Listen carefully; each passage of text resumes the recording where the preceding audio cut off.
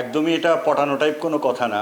আমি যখন মিডিয়াতে কাজ করতে আসি, তো আমি তো শুরুতেই দুর্বোধ্য তকমা পেয়ে গেলাম, এবং শুরু থেকে আমার জীবনযাপন খুব জটিল হয়ে উঠলো এখানে এসে।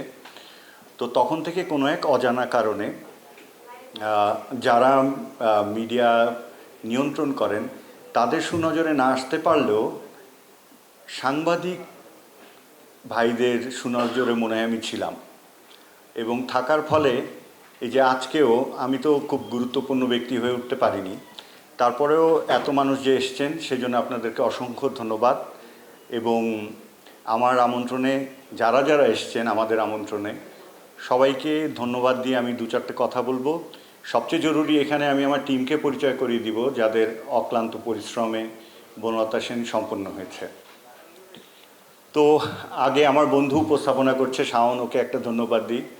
তো ও তো বলেছেই বনলতা সেনের নেপথ্যের কিছু কথা, আর আমরা প্রতিনিয়তই বলে যাচ্ছি। আমাদের শিল্পীরা অনেক কষ্ট করে সবখানে যাচ্ছেন, কথা বলছেন। তো বনলতা সেনের জার্নিটা আসলেই ভয়াবহ কঠিন ছিল। মানে আমি একটু আগেও বিধানদাকে বলছিলাম যে মেইজের মতো আমি যে দিক দিয়ে হাঁটি ওই দিক দিয়ে একটা সাপ আসে। এখন এটাই রিলিজ দেওয়ার সময় ওরকম হচ্ছে। তো তারপরও আমরা খুব আনন্দিত, কারণ টিম স্পিরিট বলে যে ব্যাপারটা আছে সেটা আমাদের মধ্যে ভয়াবহ শক্তিশালী। সেই কারণে আমরা সবাই একত্রিত হয়ে কাজ করছি বলে হয়তো বনলতা সেন আপনাদের সামনে আনা সম্ভব হবে। তো আমি এই যে একটা প্রাণান্তকর প্রচেষ্টার কাজ, সেখানে আমার টিম খুব বড় না, খুব ছোট টিম। আবার হারাধনের এই 7টি ছেলে থেকে 2টি ছেলের থাকার মতো অবস্থাও আছে। শুটিং শুরুর কিছুদিনের মধ্যে এই চিফ এডি গায়েব হয়ে গেল, তারপরে অমুক গায়েব হয়ে যায়, তমুক গায়েব হয়ে যায়, কষ্টকর ইয়ে। তো তবে শেষমেশ আমাদের রাকিব, ও ছিল সাধারণ অ্যাসিস্ট্যান্ট, ওর আকার আকৃতিতেও চিফ অ্যাসিস্ট্যান্ট ভাবাও কঠিন। পরে দেখলাম ও খুবই দক্ষ এবং দায়িত্বশীল। পরে ও আর নাসিম যে আমার সহকারী এডিটর হিসেবেও কাজ করেছে। আমার টিমে সবাই আসলে মাল্টিপল সেক্টরে কাজ করে, কিন্তু ক্রেডিট লাইন খুব ছোট। মানে 2জন কস্টিউম ডিপার্টমেন্ট, আবার ওই 2জন অ্যাসিস্ট্যান্ট। আবার ও সারাদিন অ্যাসিস্ট্যান্টের কাজ করে, রাতে এসে রাফ কাট করে। এরকম একটা টিম নিয়ে আসলে এই কাজটা করা। আর শিল্পীদের কথা আমাকে সবাই জিজ্ঞেস করছেন কাকে কেন কাস্ট করলাম, কী জন্য। এটা সবচেয়ে ভালো বোঝা যাবে হচ্ছে একদম সিনেমা হলে গিয়ে। তারপর আমি কিছু কথা বলি। আমরা একটা লম্বা অডিশনের মধ্যে দিয়ে গিয়েছিলাম, এবং যারা অডিশন দিয়েছেন কিন্তু তাদের নিয়ে কাজ করতে পারেনি, তাদেরকেও আগে ধন্যবাদ জানাই যে তারা কেউ কিছু মনে করেননি। তারা বুঝতে পেরেছেন যে কেন হলো না। তো আর বাপ্পাদাকে বিশেষ করে ধন্যবাদ দিতে হয় আগেই শুরুতে, কারণ বাপ্পাদাকে আমি যে পরিমাণ যন্ত্রণা করেছি এই এক সিনেমার মিউজিক করতে গিয়ে, এরপর দাদা আমাকে যে পরিমাণে যন্ত্রণা করেছে, দুটোতে কাটাকাটি হতে পারে। যেমন যন্ত্রণার একটা উদাহরণ দিই, গানটা শেষ, গান একদম আমরা জানি শেষ, এই গান রিলিজ হয়ে যাবে। দাদা গতকালকে রাতে বলল, না না, ওই যে পরের সিকোয়েন্স আমরা যে ব্যবহার করলাম না, ওইটার অ্যারেঞ্জমেন্টটা চেঞ্জ করা লাগবে। সো দাদা এখানে আসার আগে ওই অ্যারেঞ্জমেন্ট চেঞ্জ করে আসছে ওখান থেকে। তো দাদাকে অসংখ্য ধন্যবাদ। দাদার সহধর্মিণী তানিয়া হোসেন আমার দীর্ঘদিনের বন্ধু। আমি তো রাত বিরেতে ঘোরাঘুরি করি, আমার খাওয়া দাওয়া যখন থাকে না তানিয়া খাওয়ায়। তো এইখানে শাওন আপু আছে, সৈয়দা শাওন। আমার সিনেমায় আসার প্রথম সোপান ছিল শাওন আপু। মানে শাওন আপু টাকা পয়সা দিয়েছিল, এটাই ব্যাপার। কিন্তু শাওন আপু কোনো মামলা করেনি আমার নামে। তো এখানে তো আর আমি আমার শিল্পীদের তো একটু পরে ডাকছি, তাদের নিয়ে কথা বলছি। এখানে সাদিয়া খালিদ রীতি আছে। রীতি তো সবাই ওর পরিচয় জানে, ও অনেক যোগ্য একটা মানুষ। ও দেশ বিদেশ বেরিয়ে বেড়ায়, কান ফেস্টিভ্যালের মতো জায়গায় সে জুরি হয়। বিধানদাও তাই। রাফি ভাই, খসরু ভাইয়ের কথা বিশেষ করে বলতে চাই। খোরশেদ আলম খসরু ভাই, আমি তো 2 দিন পর পর বিপদে পড়ি আসলে, আর বিপদ থেকে আমাকে আমার এই বড় ভাইরা উদ্ধার করে। তো খসরু ভাই আমার এরকম একজন উদ্ধারকর্তা। আর আমার জীবনে, জীবনানন্দ দাশের জীবনে যেরকম বুদ্ধদেব বসু ছিলেন, আমার জীবনেও একজন বা একাধিক বুদ্ধদেব বসু আছে আমার বন্ধুরা। তার মধ্যে শাহনেওয়াজ আরেফিন প্রধান বুদ্ধদেব বসু। তো আমি ওই যে আবার খাদে পড়লে বিপদে পড়লেও আমাকে উদ্ধার করে, শাওন উদ্ধার করে, রুবায়াত উদ্ধার করে। তারপরে মোটামুটি আমার বন্ধুবান্ধব নিয়ে আমি বেঁচে আছি, টিকে আছি। তো আমার বন্ধুদেরকে আমি শুরুতে ধন্যবাদ দিই। এইবার আসা যাক যারা অভিনয় করলেন। আমার ধারণা আমি আমার জীবনে যতদিন ধরে আহ, আহ, এটা সেটা বানাই, নাটক সিনেমা, এত অত্যাচার মনে আমি কাউকে করিনি যেটা বনলতা সেনের অভিনেতা অভিনেত্রীদেরকে করেছে। মানে একে হচ্ছে রিহার্সেলের যন্ত্রণা, বিশেষ করে নাবিলাকে দেখা যায় একদিন দুই দিন পর পর আমি নতুন টিউটোরিয়াল পাঠাই যে এটা ভোকাল রিহার্সেলে কাজে লাগবে, এবং নাবিলা এটা এতই ধৈর্য সহকারে করেছে। পরে আমরা যখন ডাবিং করতে যাই ভয়েস আর চেনা যাচ্ছে না, যে মানে এতটাই পরিবর্তিত এবং সুন্দর। তো এই ধৈর্য ধরার জন্য নাবিলাকে ধন্যবাদ।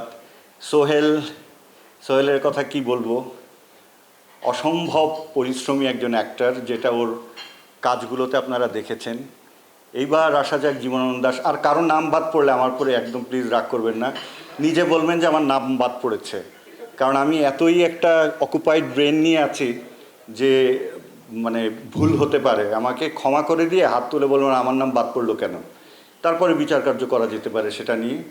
তো জীবনানন্দ দাশ, বাসারকে আমি যেদিন ফোন দিলাম বললাম তোমার মনে হয় এই ক্যারেক্টারের সাথে যায় না, হবে না মনে হয়, হ্যাঁ তাও তুমি যদি অডিশন দিতে চাও আমরা করতে পারি। হ্যাঁ, এখন বাসার বলল যে কোনো সমস্যা নাই, আমার যে টিকতেই হবে, আমি আসি কালকে, আমি অডিশনটা দিই। এবং এও বলল যে আমি যদি টিকি তাহলে আমার যেসব দুই একটা কমিটমেন্ট আছে অবদূরই, এরপর আমি কোনো কাজ করব না। তো বাসারকে ডাকার পিছনে আসলে আমার একটা কারণ ছিল।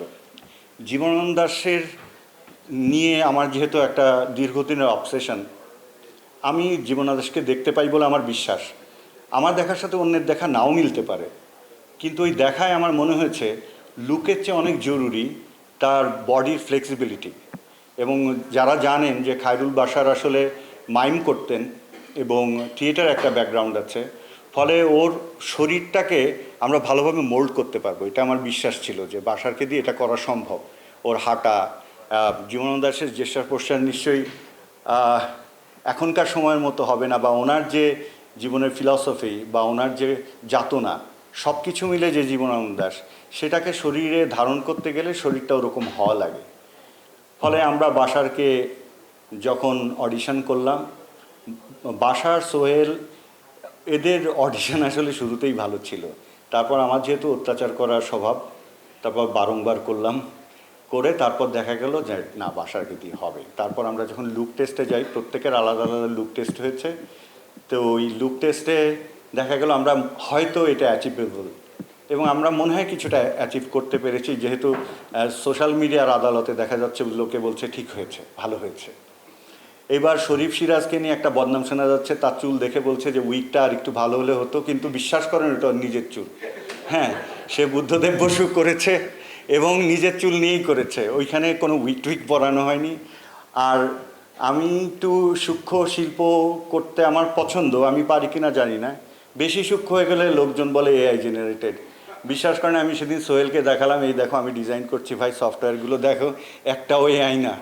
তো ফলে এইগুলো এআই জেনারেটেড না, আপনারা নিশ্চিত থাকতে পারেন। এইবার আমি আসলে অনেক কথা বলে ফেলেছি, কারণ আমার অনেক আবেগ এই ছবি নিয়ে। আর এখন আমার শিল্পীদের সঙ্গে যেদিন আমরা ছবিটা দেখলাম, সেদিন তাদের আবেগ আমাকে এতটাই স্পর্শ করেছে। আমি ছিলাম একটা ঘোরতর গ্যাড়াকলে, ছবি রিলিজ দিতে পারবো কি পারবো না জানি না। ওরা যখন বললো না এই ছবি রিলিজ দিতে হবে, আমি বললাম রাখে আল্লাহ মারেকে, করেই ফেলি। তারপর থেকে আমাদের আর থামাথামি নাই, আমরা পরিশ্রম করছি অক্লান্ত। তো আমি জানি না রাফি ভাইয়ের নাম আমি মিস করেছি কি না। তো রাফি ভাই আমাকে নিয়ে, আমার সাথে অন্তত ভালো কথা বলে না রাফি ভাই, বাইরে কি বলে আমি জানি না, বলে তুমি তো মিয়া এইটা করো না সেইটা করো না, এরকম একটা ব্যাপার। তারপরে আমাদের শাহান কবন্ধ আছে, শাহান আমার খুবই আস্থার একটা জায়গা। তারপরে রাহাবির আছে, ওকে মিথুন ডাকি, ও মানে আমার দীর্ঘ দিনে চলার পথের সঙ্গী। আক্তারের কথা না বললেই নয়, আমার টিমের আক্তার হচ্ছে রেড অক্টোবরের সর্বে সর্বা, ও সব কিছু জানে, ইভেন ও সব ডিপার্টমেন্টেই কাজ করে। কোনো প্রপসের কালার যদি মনে হয় যে এটা আমার পছন্দ হবে না, এটা সবার আগে আক্তার জানে। শাহনেওয়াজ শিশির এইখানে আমি তো অনেক ক্রেডিট পেয়ে যাচ্ছি, অনেক কিছু করেছি। তো অফিসিয়াল পোস্টারগুলো করার পর আপনারা যদি দেখে থাকেন যে অনেক পেইন্টিং করা হয়েছে আমাদের আর্টিস্টদের, এইগুলোর কারিগর কিন্তু শাহনেওয়াজ শিশির। ও আমার আর্ট ডিপার্টমেন্টের সবচেয়ে কাছের মানুষটা শিশির। আর মজার ব্যাপার হচ্ছে রেড অক্টোবরের সব ডিপার্টমেন্টের সবাই মিলে আর্ট ডিপার্টমেন্টে কাজ করে, কারণ ওখানে আমাদের সবচেয়ে বেশি শ্রম এবং মনোযোগটা দিতে হয়। তো আমার ধারণা আমি মোটামুটি সবার নাম বলতে পেরেছি। সবাই নিশ্চয়ই চাচ্ছেন যে আমার বোরিং আলাপ না শুনে যারা অভিনয় করেছেন তাদের থেকে দু একটা কথা নিশ্চয়ই আপনারা শুনতে চান। হ্যাঁ, ট্রেলারটা দেখবেন? আচ্ছা, তাহলে আর একটা বক্তৃতা আপনারা আগে একটু শোনেন। সেটা হচ্ছে আমি একটু খসরু ভাইকে ডাকতে চাই, খোরশেদ আলম খসরুকে, যে খসরু ভাই যদি দুটো কথা বলে। আমি মহসিন মেহেদির নাম মনে হয় মিস করে ফেলেছি, কারণ সে আমার খুব ঘনিষ্ঠ বন্ধু, কিন্তু দেরি করে এসেছেন, তাই আমি নামটা দেরি করে বললাম। তো গীতিকবি মহসিন মেহেদি। এত করে আমার বন্ধুদের নাম বারবার বলছি। আমাদের মেকআপ আর্টিস্ট সোহাগকে দেখছি ওখান থেকে হাসছে যে ভাই আমার নাম বললো না। সোহাগ মেকআপে খুব ভালো কাজ করেছে। এই যে যে লুক দেখছেন এগুলো সোহাগের কাজ। ইনিশিয়ালি ইমরান ছিল, আজকে ইমরান মনে হয় আসতে পারেনি, এরপর বাকি কাজটা সোহাগই করেছে। আমার টিমের কারণ নাম বাদ পড়লো কিনা জানি না, সবার কাছে আমি অসম্ভব কৃতজ্ঞ। এরকম একটা টিম না থাকলে কোনো দিনই কোনো প্রোডাকশন করাই সম্ভব না।